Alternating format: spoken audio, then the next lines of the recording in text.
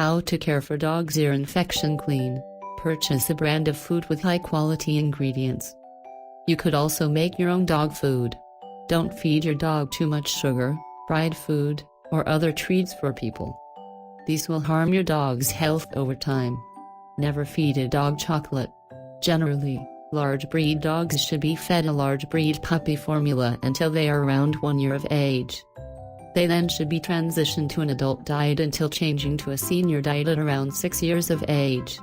Small and medium breeds should be fed puppy formula until around 1 year of age, when they should be changed to an adult diet.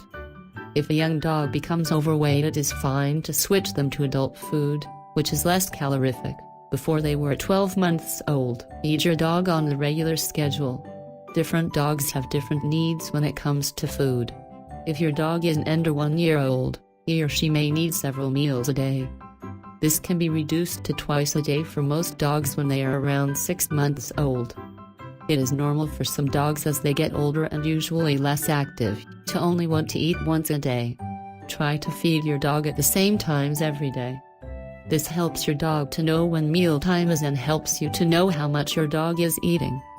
This can be important if you are trying to housebreak a dog, if a decrease in appetite occurs, and also in preventing obesity. Monitor your dog's appetite and eating habits. The appropriate amount of food should be measured out to allow you to gauge how much your dog is eating. Allow your dog to eat for about 10 to 15 minutes, and then the bowl should be picked up until the next feeding time. If they don't eat all of the food at this time, they will be hungrier and more likely to finish it at their next feeding. A good way to tell if your dog is getting enough or too much food is to monitor their weight and appearance. While for some more active breeds with certain body types, seeing the ribs can be normal, for most dogs that is a sign that they are not getting enough to eat. Also, if you can feel the ribs, then they may be getting too much to eat. Always check with your veterinarian if there is a question about what your dog should weigh or look like. Free feeding, which is having food always available, can be an easy way to feed.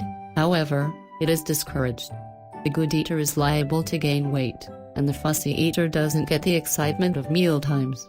Try to stick to feeding your dog on a regular schedule. Puppies that are becoming overweight may need adjustments to their feeding amounts and exercise routines. It is best to consult with your veterinarian before making any changes. Dogs should be switched to a senior diet at around 8 years of age.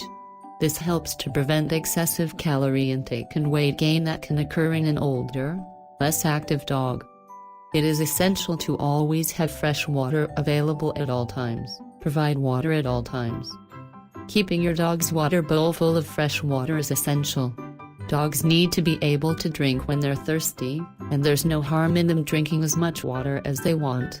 You can put a few ice cubes in the water to keep it nice and cold when it's hot outside. Make sure your dog gets plenty of exercise. Dogs need to be able to run around and play to stay healthy and happy.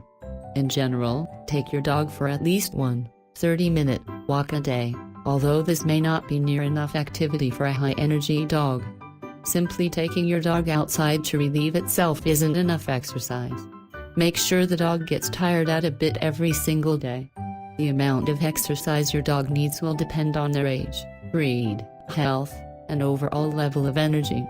Younger, very energetic breeds will require much more exercise than older, less active ones. Keep in mind that some breeds are not suited to as much exercise as others. If you can, find a place where it's legal to remove the leash and let him run around and stretch.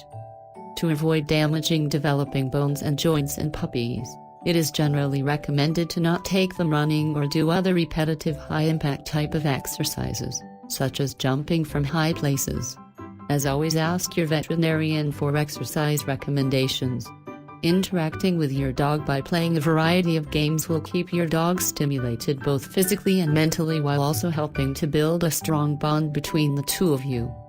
Also, depending on your dog's activity level and your schedule, doggy daycare can be a great way to give your dog the exercise they need while allowing them to interact with other dogs and people.